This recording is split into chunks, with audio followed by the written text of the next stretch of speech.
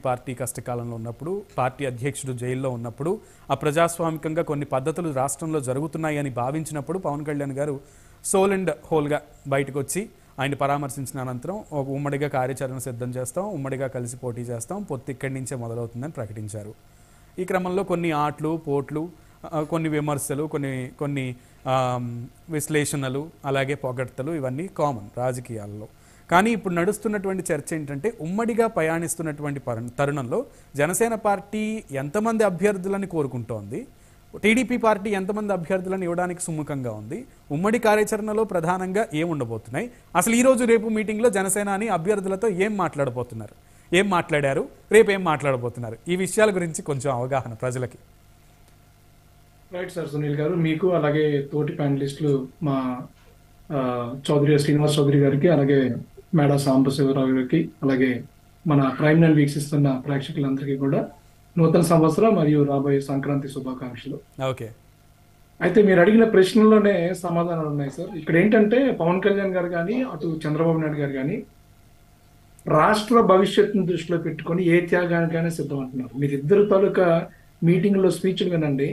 మేము పదవులను ఆశించడం లేదు, రాష్ట్ర భవిష్యత్ అనేది ముఖ్యం, యువత భవిష్యత్తుని గాడిలో పెట్టాలి, అలాగే రైతాంగాన్ని ఆదుకోవాలి, మహిళలకు భద్రత కల్పించాలి, రాష్ట్రంలో మళ్ళీ పరిశ్రమలు తీసుకొచ్చి ఉపాధి కల్పించాలి, రాష్ట్రం ఆర్థిక పరిస్థితి చాలా దెబ్బతింది, అప్పుల్లో కూరుకుపోయింది, మళ్ళీ గాడిని పెట్టాలి అని చెప్పి రాష్ట్ర భవిష్యత్తు కోసం, రాష్ట్ర అభివృద్ధి కోసం తీసుకున్న నిర్ణయం ఈ పొత్తు, తెలుగుదేశం అలాగే జనసేన పార్టీ తాలూకు పొత్తు.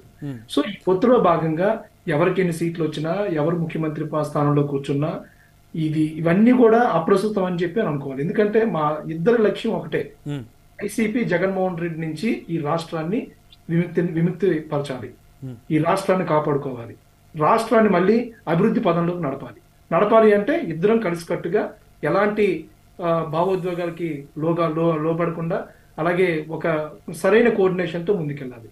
అదే మా ప్రథమ లక్ష్యంగా మేము పనిచేస్తున్నాం తప్పితే ఇక్కడ ఈ సీట్ ఎవరికి ఇస్తారు, ఆ సీట్ ఎవరికి ఇస్తారు, ఇద్దరు సార్. తెలుగుదేశంలో చంద్రబాబు నాయుడు గారు ఏం చెప్తే అది వాళ్ళకి ఫైనల్, జనసేన పార్టీలో పవన్ కళ్యాణ్ గారు ఏం చెప్తే అది మాకు ఫైనల్. బట్ కొన్ని నియోజకవర్గాల్లో ఆ కోఆర్డినేషన్ మిస్ అవుతుందని internal talk YCP party create చేస్తున్నది, అది క్రియేట్ చేయాలనుకుంటుంది, ఏవో గొడవలు సృష్టించాలనుకుంటుంది, కానీ ఏది జరగదు సార్.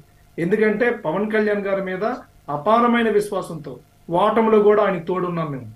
అలాంటిది ఇప్పుడు రాబోయే ప్రభుత్వంలో భాగస్వామ్యం అవుతున్నాం, అలాగే రాష్ట్రాన్ని కాపాడుకోగలిగే అవకాశం మాకు వస్తున్నప్పుడు మేము ఎందుకు అవకాశాన్ని చేతులారా పాడు చేసుకుంటాం? రాష్ట్రాన్ని కాపాడుకోవాల్సిన అవసరం ఉంది కాబట్టే కదా మేము ఇన్నాళ్ళు కష్టపడింది, ఇన్ని సంవత్సరాలు ఆయన ఓటంలో కూడా ఆయనతో పాటు మేము తోడుగా నడిచింది.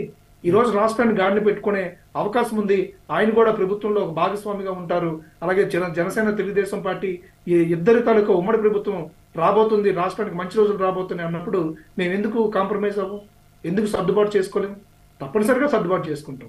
మేమైతే సర్దుబాటు ధోరణిలో ఉంటున్నామో తెలుగుదేశం క్యాడర్ కూడా అలాగే సర్దుబాటు ధోరణిలో ఉంటుంది. అక్కడక్కడ చిన్న లోపాలు ఉంటాయి, దానికోసమే మా కోఆర్డినేషన్ కమిటీలు ఉన్నాయి, నియోజకవర్గ స్థాయిలో ఈ రోజు కోఆర్డినేషన్ కమిటీలు ఉన్నాయి. తప్పనిసరిగా ప్రతి ఒక్కటి కూడా మేము ఆచితూచి అడుగు వేస్తాం, వైసీపీకి తగిన గుణపాఠం చెప్తాం. ఇప్పటికే వైసీపీ మన తాడేపల్లి ప్యాలెస్ తాలూకా గోడలకి బేట్లు వెళ్ళాయి, 98 మందిని మారుస్తున్నారంటే వైనాట్ 175 అన్న ముఖ్యమంత్రి ఈ రోజు 98 మంది ఎమ్మెల్యేలని అలాగే వాళ్ళ తాలూకా అభ్యర్థులు మార్చుకునే దౌర్భాగ్య పరిస్థితిలో ఉన్నారంటే యాక్చువల్గా సాంబశివరావు గారిని నేను అప్రిషియేట్ చేయాలి. ఎందుకంటే మిగతా వైసీపీ నాయకులు ఎవరు డిబేట్కి వచ్చినా కూడా అడ్డగోలుగా వాదిస్తారు, ఈయన అట్లీస్ట్ కొంతలో కొంత కొన్ని నిజాలు ఒప్పుకుంటారు, మరి కొన్ని తప్పదు, వాళ్ళ తాలూకా హైకమాండ్ తాలూకా ఆదేశాల మేరకు ఇక్కడ మాట్లాడాల్సి వస్తుంది. చాలా వరకు ఆయన ఏం ఒప్పుకుంటున్నారంటే మా ఎమ్మెల్యేల తాలూకా పనితీరు బాగోలేదు, అంటే ప్రభుత్వం పనితీరు బాగోలేదు అని. అందుకే వైనాట్ 175 నుంచి ఈ రోజు పార్టీని ఎలా నిలబెట్టుకోవాలి, పార్టీ అభ్యర్థులు ఎక్కడ దొరుకుతారని చెప్పి ఎదురు చూసే పరిస్థితులు ఈరోజు జగన్మోహన్ రెడ్డి ఉన్నారు. మీకు బెస్ట్ ఎగ్జాంపుల్ చెప్తానండి. శ్రీకాకుళం జిల్లా రాజాం నియోజకవర్గంలో కంబాల్ జోగులు అని చెప్పి సిట్టింగ్ ఎమ్మెల్యేని తీసుకెళ్లి పాయకరావుపేటలో ఇన్ఛార్జ్ గా పెట్టారు. అంటే ఎంత దౌర్భాగ్య పరిస్థితిలో ఉన్నారు చూడండి. శ్రీకాకుళం జిల్లాలో ఒక నియోజకవర్గం నుంచి విశాఖపట్నంలోకి విసిరేశారు.